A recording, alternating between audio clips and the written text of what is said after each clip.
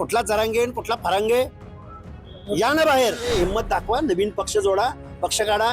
2 वर्षात पक्ष स्थापन करून विजय थलपती जर मुख्यमंत्री होत असेल, तुम्हाला नक्की भीती कशाची आहे? सी जोसेफ विजय यनमनान. तामिळनाडूमध्ये ज्या पद्धतीने जोसेफ विजय यांनी पहिल्याच प्रयत्नात यश मिळवलं आणि ते मुख्यमंत्री झाले, त्याची भुरळ महाराष्ट्राला देखील पडलेली आहे. त्यातूनच महाराष्ट्राचा थलपती कोण अशी चर्चा होते आणि समर्थक मंडळी आपापल्या नेत्याचं नाव घेताना दिसते. एकीकडे मनोज जरांगेंनी उपोषणाचा इशारा दिलाय, दुसरीकडे लक्ष्मण हाकेही पेटून उठलेत आणि या दोघांच्या संघर्षात थलपती विजय यांच्या नावाची एंट्री झाली आहे. त्यावर लक्ष्मण हाके काय म्हणालेत पहा.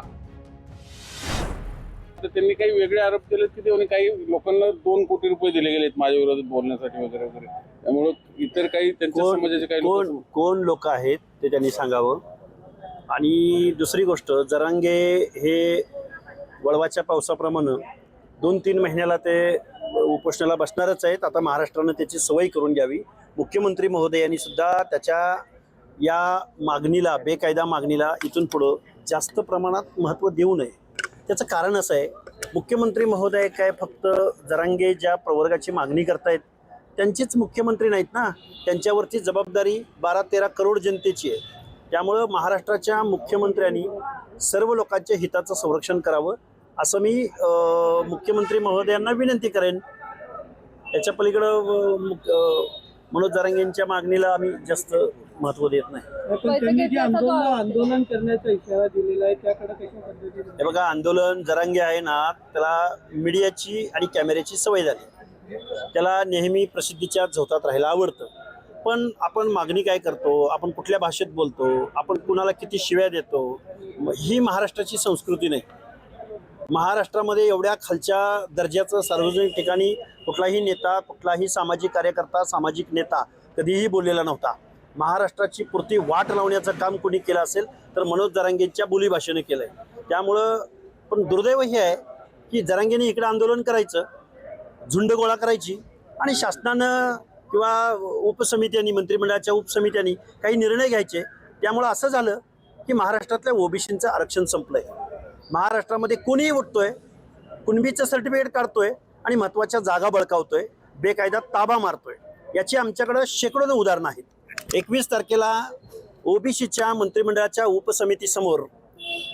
उपसमितीची बैठक होती बावनकुळे साहेबांच्या अध्यक्षतेखाली.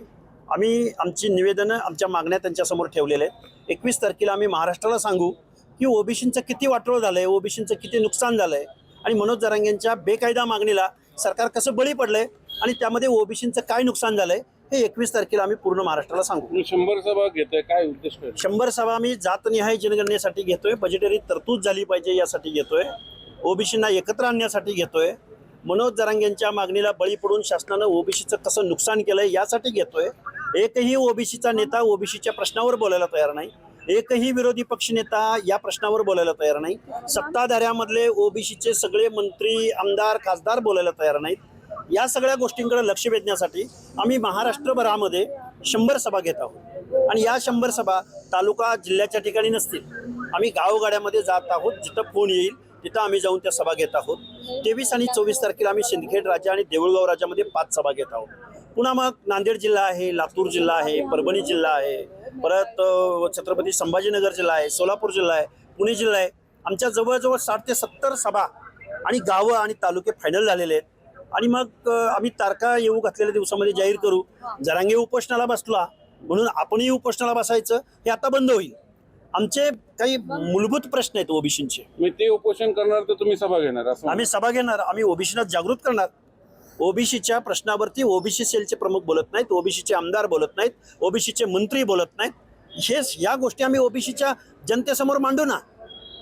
मग शेवटी तेच झालं की पुन्हा मराठा वर्सेस ओबीसी, ते म्हणजे मग आम्ही शांत बसायचं का? ओबीसीनी शांत बसायचं का? जरांगेंनी काहीही मागणी करायची आणि मंत्र्यांनी त्याच्यावरती GR काढायचे आणि ओबीसीनी शांत बसायचं, असा आहे का त्याचा अर्थ?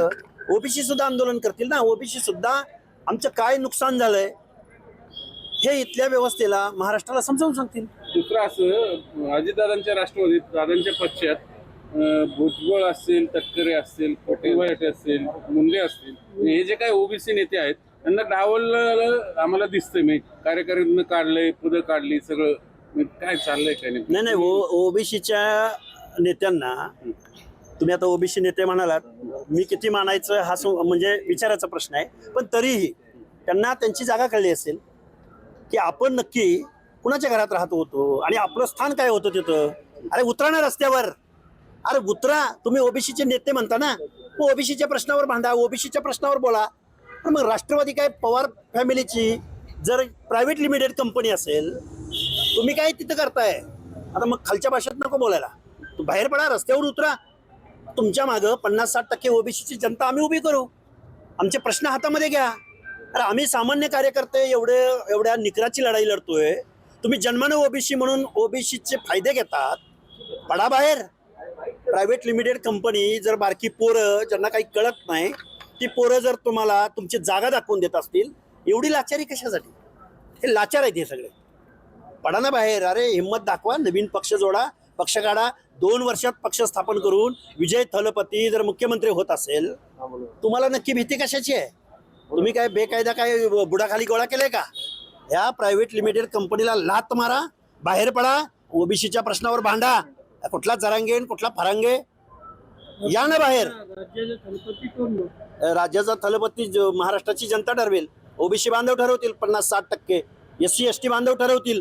कोणतरी कुठला तरी माणूस येतो, बेकायदा मागणी करतो, लोकशाही मानत नाही, वेगवेगळ्या नेत्यांचा रिस्पेक्ट न करता, वेगवेगळ्या जातींचा रिस्पेक्ट न करता त्यांना खालच्या भाषेत बोलत असेल, असा थलपती होणे नाही. अरे 12-13 करोड जनतेच्या दायित्वाची जी भाषा बोलेल तो थलपती होईल. कोणी उठेल आणि थलपती. अरे ओबीसीचे थलपती कोण? ओबीसीचा तसं बायफर्गेशन करू नका. महाराष्ट्राचा थलपती तुम्हाला बघायला भेटेल. कोण? अरे दिसेल तो. हो, अरे काय. अशा प्रकारे जरांगेंच्या उपोषणाला सभेने हाके उत्तर देणार आहेत. तसेच जरांगेंचा उल्लेख समर्थकांकडून थलपती असा केला जात असताना लक्ष्मण हाके यांनी सांगितलं की महाराष्ट्राचा थलपती कोण आणि कसा असावा, आणि त्यातूनच याची चर्चा होते. आता या दोघांचा संघर्ष अधिक पेटतो का? थलपती महाराष्ट्राचा नेमका कधी तयार होतो ते पाहणं महत्त्वाचं असणार आहे, आणि त्याचं रूपांतर मराठा विरुद्ध ओबीसी अशा संघर्षात होतं का, त्याकडे लक्ष असेल. एकूणच या वादावर आणि चर्चेवर तुमचं मत कमेंट बॉक्समध्ये सांगा. लोकसत्ताला फॉलो आणि सबस्क्राईब देखील करा.